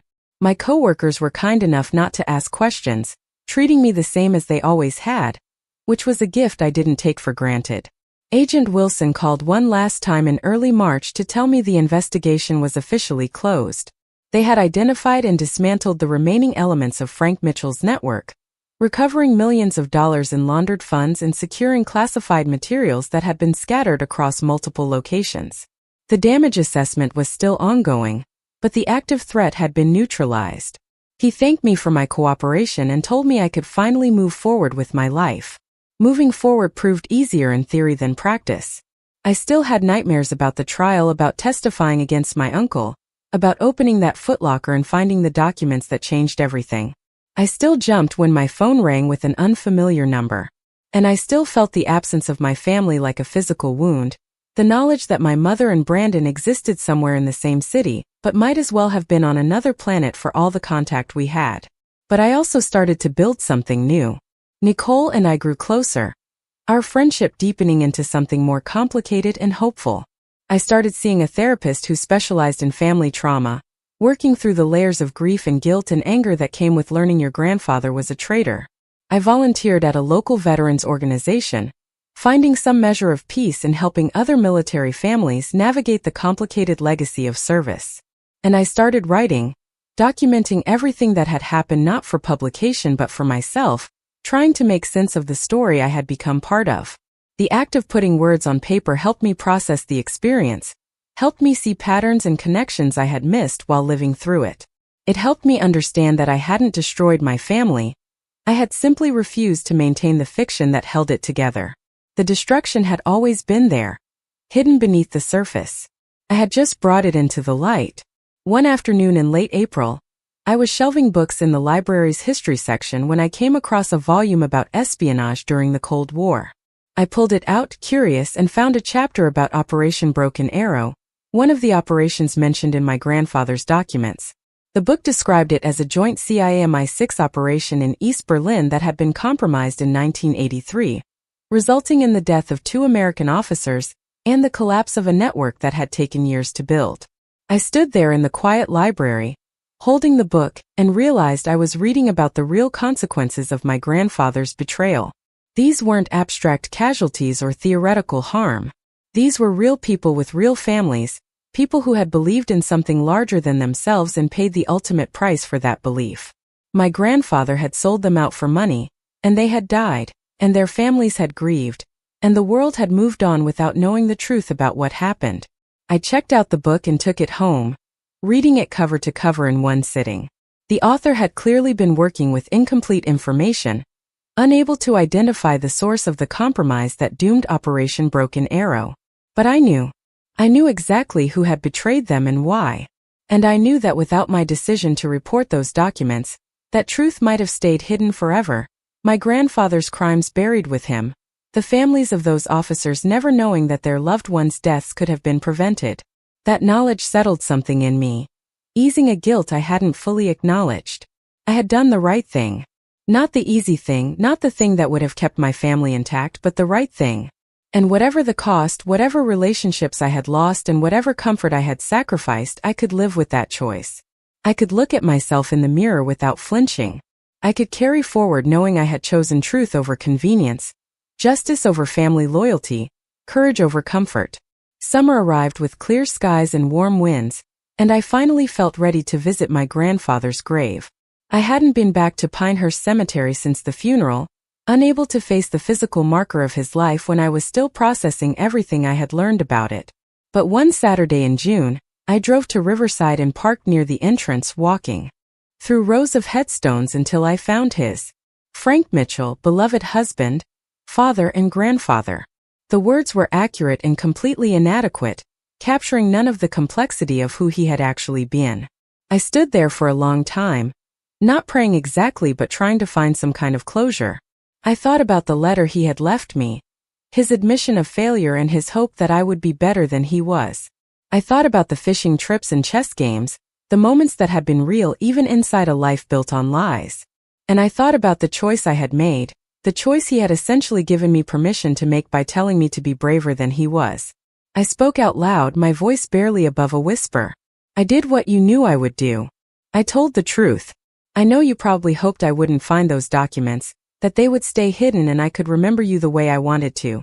But I did find them and I couldn't pretend I hadn't. I hope you understand.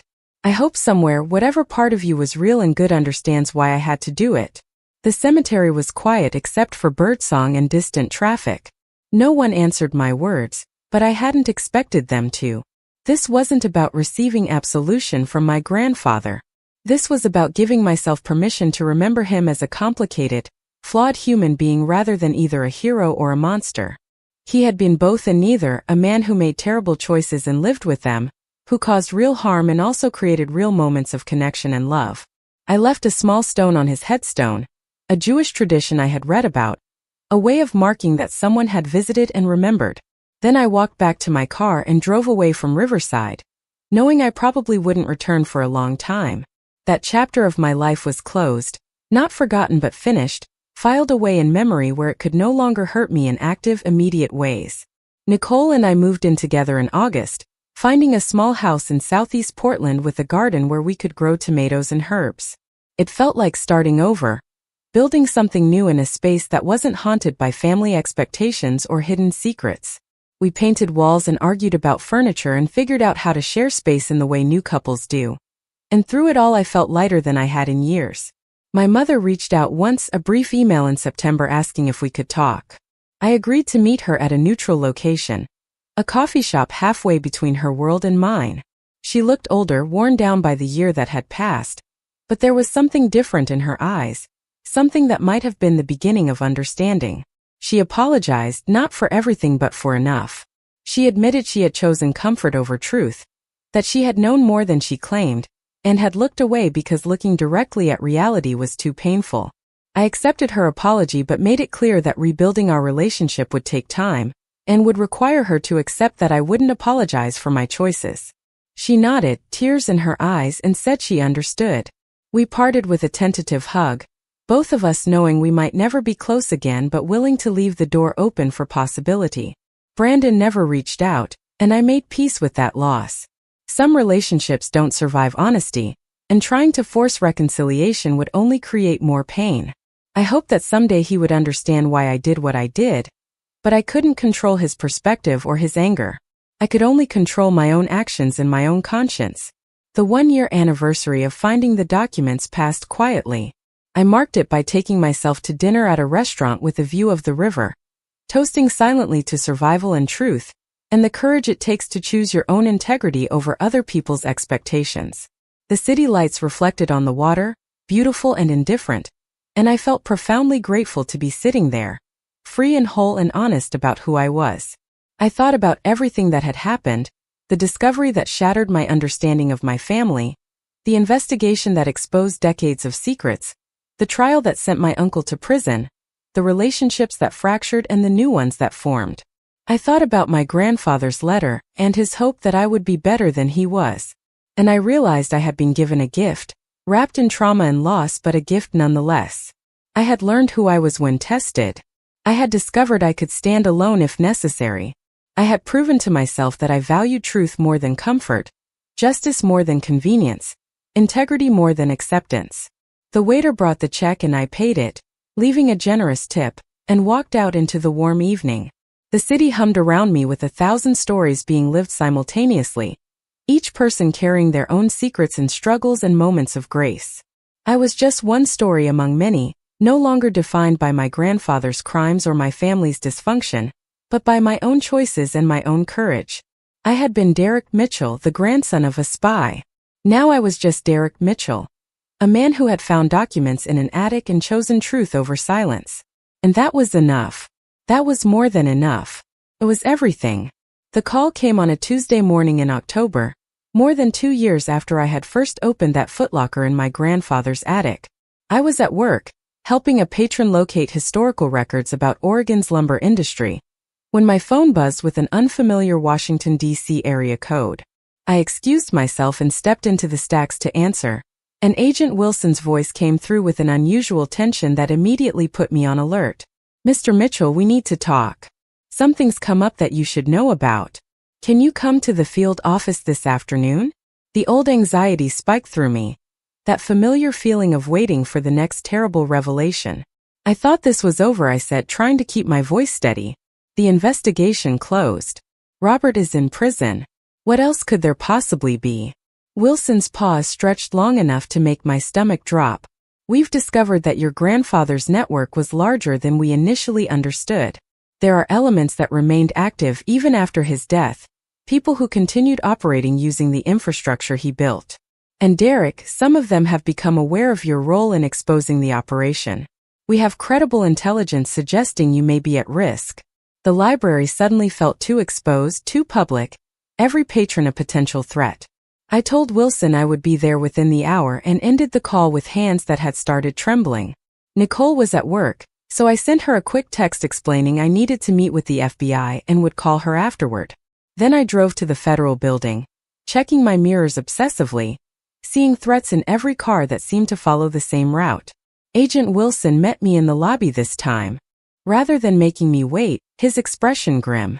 We went to a different conference room, smaller and more secure, with no windows and a door that locked from the inside.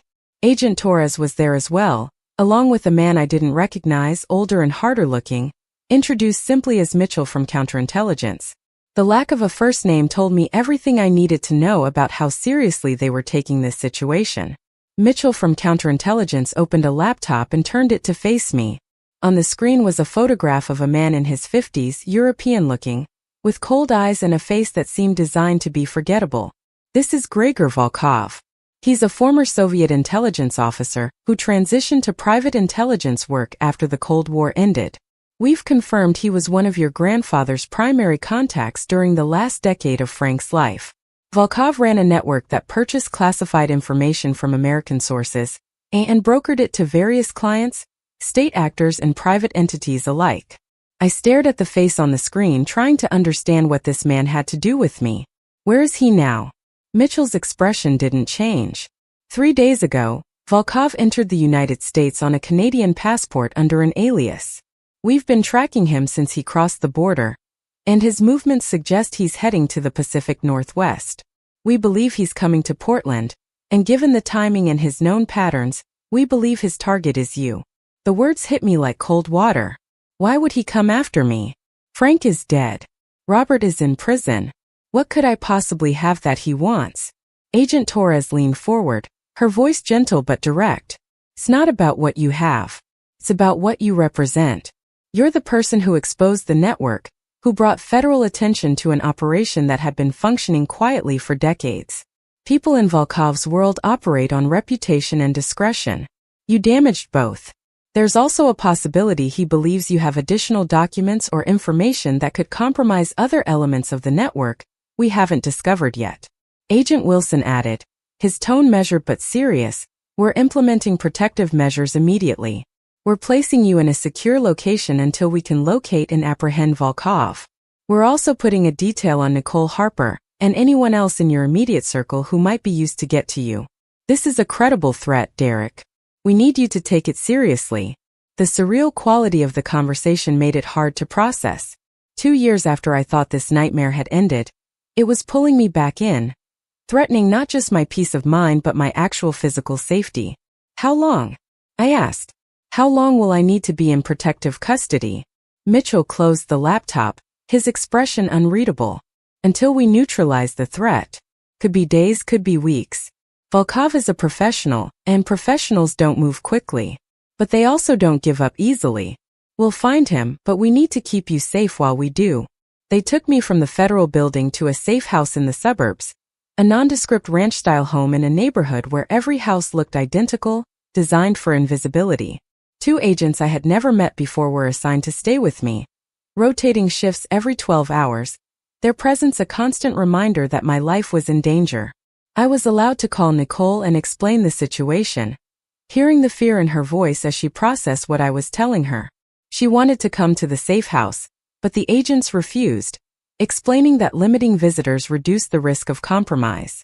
The days blurred together in that house. I couldn't work, couldn't maintain my normal routine, couldn't do anything but wait and worry while agents tracked Volkov's movements through the city. They showed me periodic updates, surveillance photos of a man who might be Volkov spotted in downtown Portland, near the library where I worked, in the neighborhood where Nicole and I lived. Each sighting tightened the noose of anxiety around my chest, making it harder to breathe, harder to believe this would end without violence. On the 5th day of protective custody, Agent Wilson arrived at the safe house with news. We've made contact with Volkov through an intermediary. He's willing to meet to discuss what he wants. Mitchell from counterintelligence believes we can use this meeting to apprehend him, but it requires your cooperation.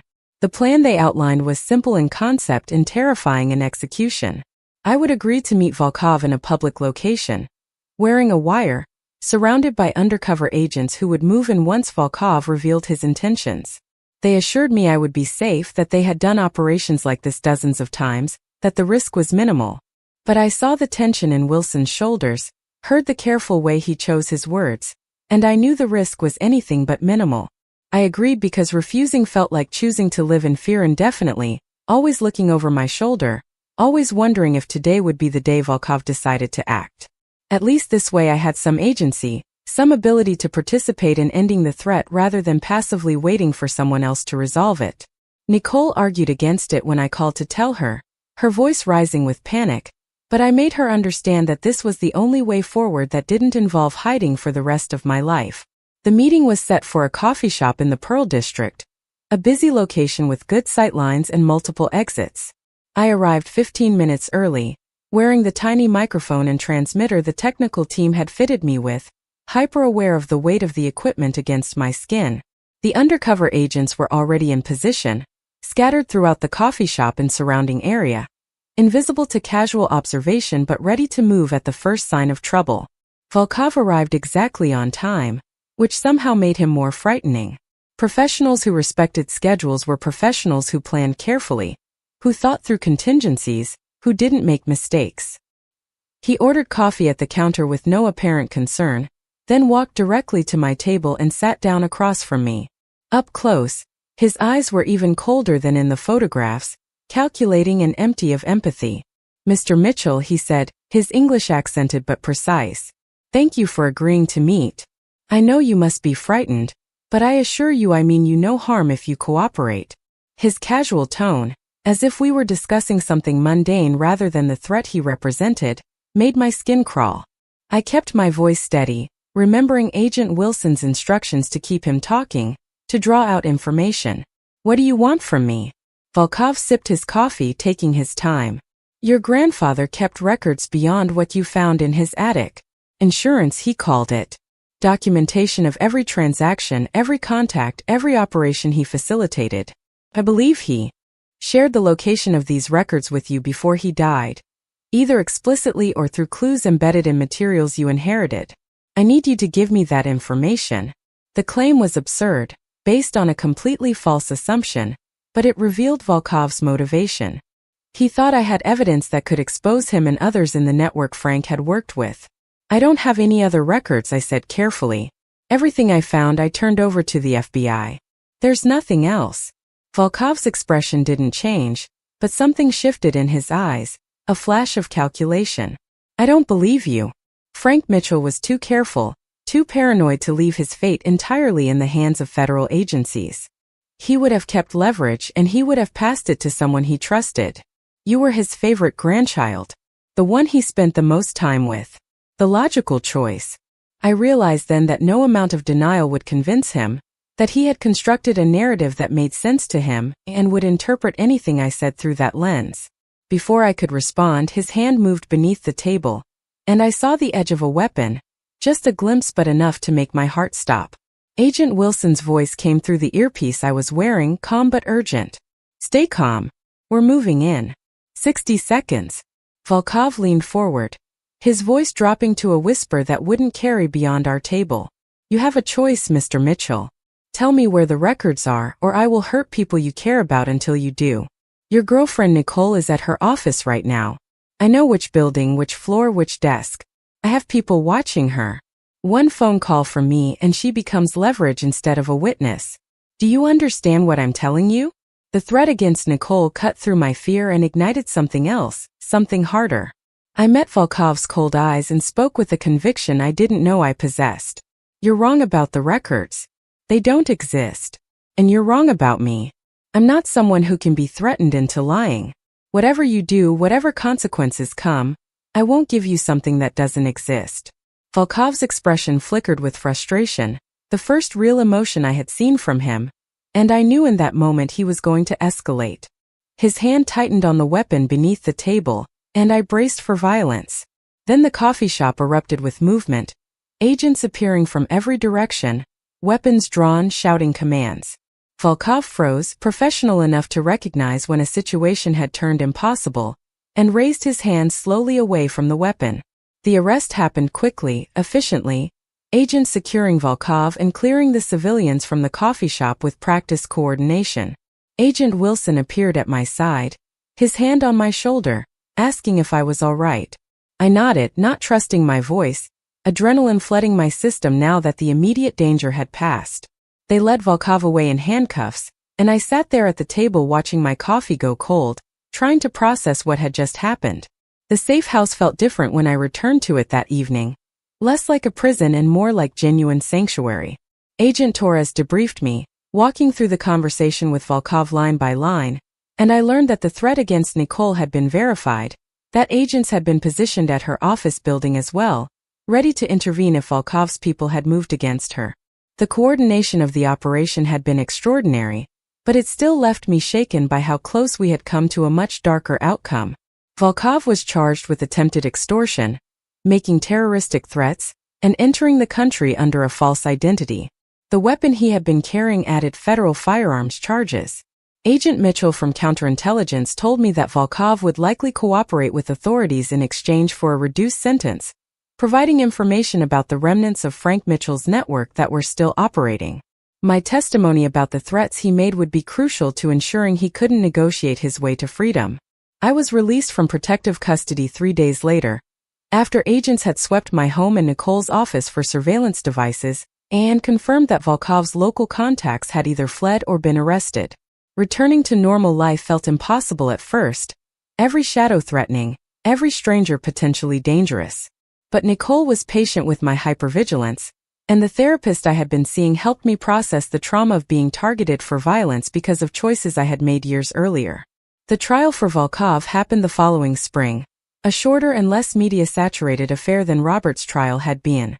I testified about the meeting, about his threats against Nicole, about his false belief that I possessed records that didn't exist. The jury convicted him on all counts, and he was sentenced to 15 years in federal prison, with the possibility of additional charges being filed as the investigation into the broader network continued. With Volkov's arrest and conviction, the final thread connecting me to my grandfather's criminal enterprise was severed. Agent Wilson called to officially inform me that I was no longer considered at risk, that the network had been sufficiently disrupted that retaliation was unlikely. The relief I felt was profound but complicated, wrapped up in grief for the years this had stolen from me, for the innocence I had lost, for the family relationships that would never be repaired. Nicole and I got married that summer in a small ceremony in her parents' backyard, surrounded by people who loved us without condition or complication. My mother attended, sitting in the back row with a forced smile that didn't reach her eyes, but her presence felt like an acknowledgement that some bridges could be partially rebuilt even if they would never be as strong as they once were. Brandon didn't come, and I had stopped expecting him to. Some losses were permanent, and accepting that was its own form of freedom.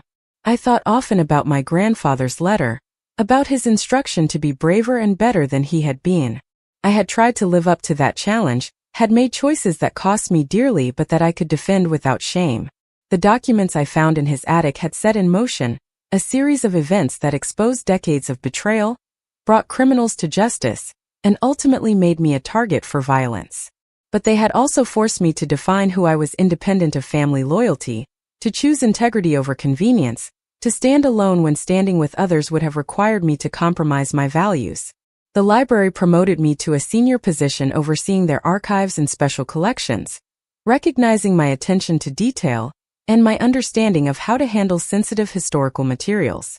The irony wasn't lost on me that I had become a professional keeper of records, devoted to preserving truth and making it accessible, a direct inversion of my grandfather's life spent hiding truth and trafficking in secrets. I found deep satisfaction in the work, in helping researchers access information, in preserving documents that told honest stories about the past. Years passed, and the sharp edges of trauma gradually softened into something I could carry without it consuming me. I never forgot what my grandfather had done, never minimized the harm his choices had caused, But I learned to hold that knowledge alongside the genuine moments of connection we had shared. Human beings were capable of both tremendous good and terrible evil, sometimes within the same person, sometimes within the same life. Understanding that complexity didn't excuse the evil, but it made the story more complete, more honest. I visited Frank Mitchell's grave one last time on what would have been his 90th birthday, bringing with me a sense of closure I hadn't possessed on previous visits. I told him about Volkov's arrest, about the network being dismantled, about my marriage and my work and the life I had built from the ruins of the one he had left me. I told him I had tried to be braver and better, and that I thought I had succeeded, not perfectly but genuinely. And then I left, knowing I wouldn't return, that this chapter was finally completely finished. The documents that had started everything remained in federal evidence storage, classified materials that would eventually be reviewed for historical declassification but would never be returned to my possession. I didn't need them anymore. Their contents were burned into my memory, but their physical presence no longer had power over me. They were just paper and ink, evidence of crimes committed long ago by people who were dead or imprisoned. They were history, not destiny. What remained was the person I had chosen to become in response to discovering those documents, the values I had demonstrated under pressure, the courage I had found to stand alone when necessary. I had been tested in ways I never anticipated, and I had emerged with my integrity intact, my conscience clear, and a profound understanding of the difference between family loyalty and moral courage. Sometimes those things aligned, but when they didn't, I knew which one I would choose. I had proven it to myself and to the world. The story of Derek Mitchell, grandson of a spy, had become the story of Derek Mitchell, a man who chose truth over comfort and paid the price for that choice without regret. It was a story I could live with, a story I could be proud of, a story that was finally blessedly complete. Up next, you've got 2 more standout stories right on your screen. If this one hit the mark, you won't want to pass these up. Just click and check them out.